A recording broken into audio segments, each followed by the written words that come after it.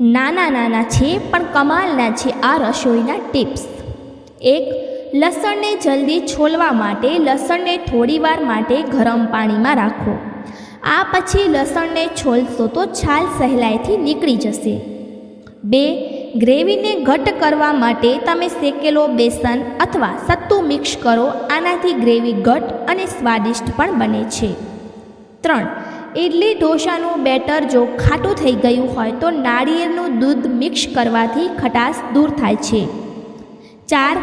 પનીર પકોડા બનાવતી વખતે બેટરમાં થોડું બ્રેડ ક્રમ્સ મિક્સ કરવાથી પકોડા ખૂબ ક્રિસ્પી બને છે. 5. જો શાક બનાવતી વખતે થોડું બળી જાય તો તેમાં 2 ચમચી દહીં મિક્સ કરો. આનાથી બળેલાનો સ્વાદ અને ટેસ્ટ નહીં આવે. 6. જો લીલી ચટણી વાટ્યા પછી ફ્રીજમાં રાખ્યા પછી પણ ચટણીનો રંગ કાળો થઈ જાય છે તો તેમાં દહીં મિક્સ કરો. આનાથી ચટણીનો રંગ લીલો રહેશે, બિલકુલ કાળો નહીં થાય. 7. ભરેલા શાક બનાવતી વખતે મસાલામાં થોડી શેકેલી મગફળીનો ભૂકો મિક્સ કરવાથી શાકનો સ્વાદ ખૂબ સારો આવે છે. 8. દાળને 1 દિવસ પહેલાં પાણીમાં પલાળીને રાખો. પછી બીજા દિવસે તેને રાંધવાથી જલ્દી રાંધવાની સાથે તેના પોષક તત્વો પણ ઓછા થતા નથી. 9. પનીરનું શાક બનાવવા માટે પનીરને તળ્યા પછી તેને થોડીવાર ગરમ પાણીમાં નાખી રાખો. પછી પાણીમાંથી કાઢીને થોડીવાર ગ્રેવીમાં રાંધો. પનીરનું શાક સ્વાદિષ્ટ અને નરમ બનશે. 10.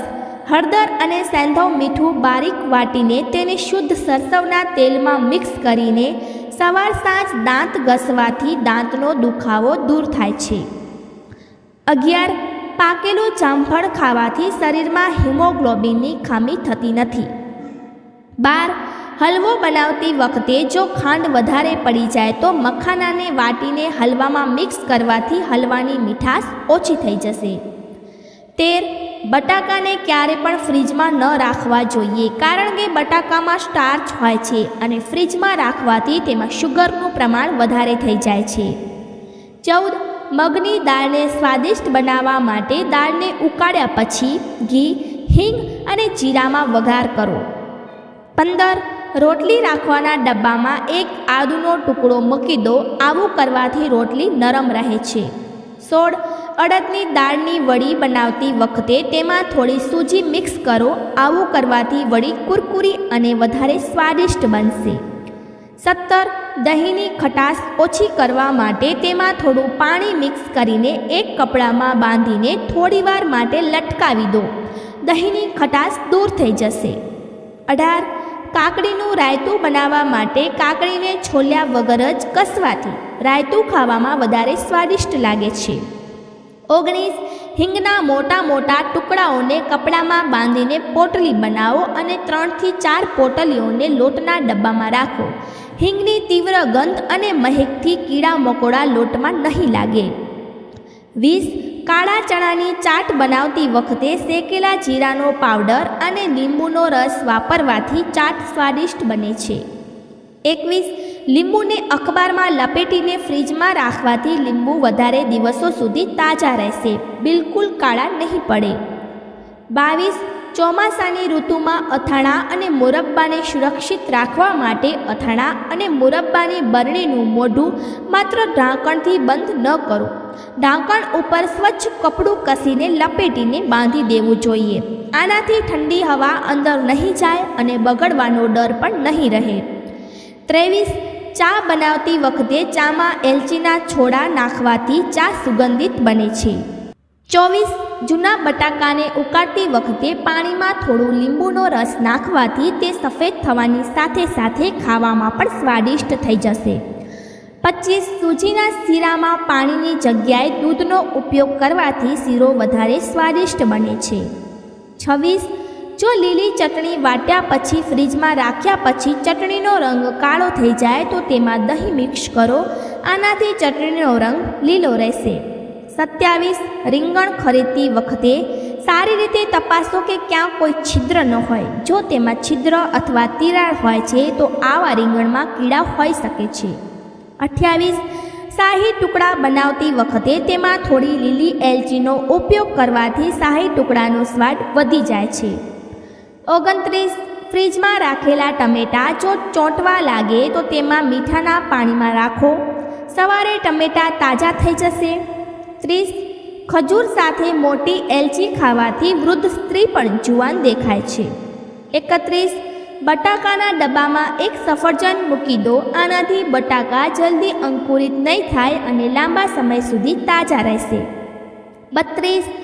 પાકેલું જામફળ ખાવાથી શરીરમાં હિમોગ્લોબિનની ખામી થતી નથી અને જ્યારે શરીરમાં હિમોગ્લોબિનની ખામી થતી નથી તો શરીરમાં રક્ત યોગ્ય માત્રામાં જરૂર બનશે.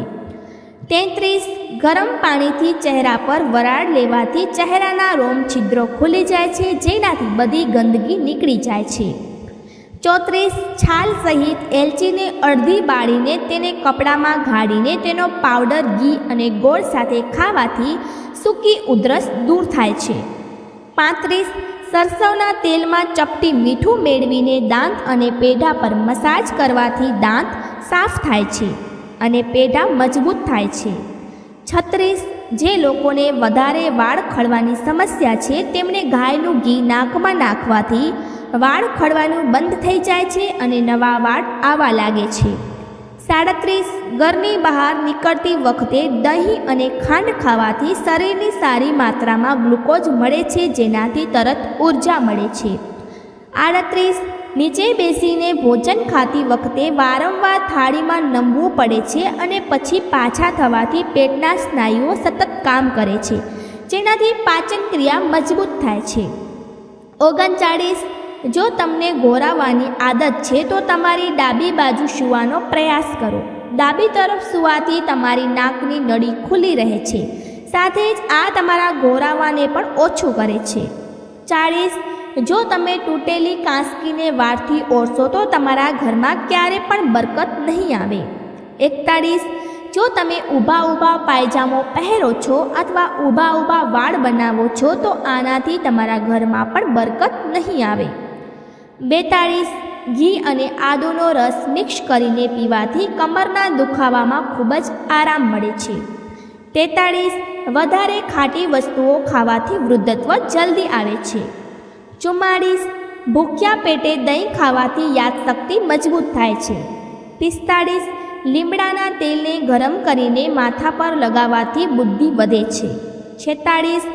જો તમને બ્લડ પ્રેશરની સમસ્યા છે, જ્યારે પણ તમે નહાવો ત્યારે તરત નાહ્યા પછી 1 ગ્લાસ પાણી પીવો. આનાથી બ્લડ પ્રેશર નોર્મલ રહેશે. 47. જો તમારા નખની આસપાસની ત્વચા સુખાઈ રહી છે તો તમારા શરીરમાં વિટામિન સી, ફોલિક એસિડ અને પ્રોટીનની ખામીના કારણે થાય છે. 48. કાપેલા લીંબુ પર ખાંડ લગાવીને હોઠ પર સ્ક્રબ કરવાથી હોઠનો કાળાપણું દૂર થાય છે અને હોઠનો રંગ ધીરે ધીરે ગુલાબી થવા લાગે છે. 49. ક્યારેક મોંની સફાઈ કર્યા પછી પણ મોંમાંથી દુર્ગંધ આવે છે તો આ પણ એક પ્રકારનું લીવર ખરાબ થવાનું સંકેત છે. 50. આમળામાં મીઠું લગાવીને ચોખામાં રાખવાથી ચોખામાં કીડા નથી લાગતા. 51. કાપાયેલા સફરજન પર લીંબુનો રસ રાખવાથી સફરજન કાળું નથી પડતું. 52. બ્રેડને તેલમાં ભીંજવીને તળો તો તેલ ઓછું વપરાશે તેમજ સ્વાદ પણ સારો આવશે. 53. પાલકમાંથી બનાવેલી વસ્તુઓને ફરીથી ગરમ કરીને ન ખાવી જોઈએ, કારણ કે પાલકમાં પુષ્કળ માત્રામાં આયર્ન હોય છે, જે ફરીથી ગરમ કરવા પર ઓક્સાઇડમાં ફેરવાઈ જાય છે, જેનાથી આપણા સ્વાસ્થ્યને અનેક પ્રકારના નુકસાન થાય છે. આ ઉપરાંત પાલકને ફરીથી ગરમ કરવા પર તેમાં નાઇટ્રોજમીન નામનું તત્વ પેદા થાય છે, જે આપણા પેટ, ફેફસાં અને સ્તન કેન્સર જેવા ગંભીર સમસ્યાઓનું કારણ બને છે. તો મિત્રો આજે બસ આટલું જ. તો મિત્રો આજનો વિડીયો કેવો લાગ્યો કોમેન્ટ કરીને જરૂરથી જણાવજો. વિડીયોને એક લાઈક કરો અને અમારા ચેનલને સબસ્ક્રાઈબ જરૂરથી કરો. અને હા, કોઈ પણ ટિપ્સ અપનાવતા પહેલાં નિષ્ણાંતોની સલાહ અવશ્ય લેજો અને પછી જ અજમાવજો. વિડીયોનો ઉદ્દેશ્ય માત્ર તમને સારી સલાહ આપવાનું છે. આ સંદર્ભે અમે કોઈ પણ પ્રકારનો કોઈ દાવો કરતા નથી. મિત્રો, વિડીયોને અંત સુધી